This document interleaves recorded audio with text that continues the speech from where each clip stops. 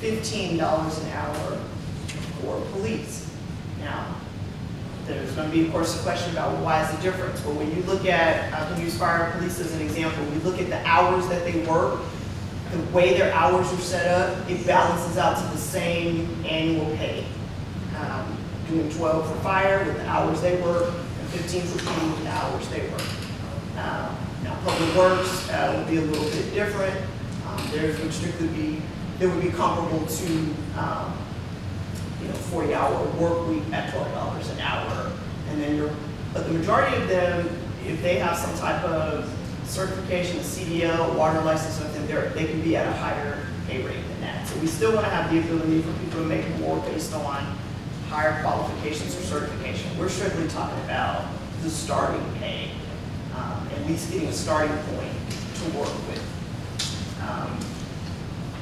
So I just kind of want to give some feedback. I mean, we're going to run all of these numbers and bring them to you so you can look at them. I ran the fire ones when we were having the discussion about losing the ESD and if we were going to keep 12 or 15, and you all decided we wanted 15 personnel. So we've been running, if we do $12 an hour for 15 personnel, that's going to cost about $900,000 a year, but we don't have the ESD revenue to cover that. So, these are things to think about, and we know we need to do something because our turnover is extremely high. We know it's high because of pay. Public Works has been short-staffed all year because of pay. They're out there in the heat every day, so we know that we need to do something. So we want to be able to try to do something at the start of this fiscal year. We don't know if we can afford to do the 12 or 15 for everybody. We want to at least move in that direction. Several employees are already at that point, so it wouldn't be everybody. So we need to be able to bring you a cost of what if we implemented it on everybody that's not there, where how much that would cost overall. I think we should implement it on everyone who's not already there, and then leave it there for anyone else who comes in. That's the new starting pay. Yes, because anything less than that, I It's think that's still too low, but Yeah. anything less than that is just criminal. How does that work for the existing, okay, so this is my thought process. So let's say that I've been working somewhere for 6 years and somebody comes in brand new and they start off with this amount. Do you think, I'm 100% there with you. do you which know is where why I'm we- going? I understand That that would would work. We've tossed this around before. This is so, when I got here, there was no pay scale at all. And there was a request to come up with one at that time because there was a concern that every time a person comes on board, the power of the pen just decides I'm going to pay Billy this much an hour, I'm going to pay Bob this much an hour. So we needed to kind of marginalize that and at least have a starting point. And when we did that first pay scale, it was tough because only maybe half of the employees got a bump because others were already there, exceeded it, and there was concern that, well, how is that fair? If I've been, patrolman 3 years, this other person comes in day one and makes the exact same amount that I make.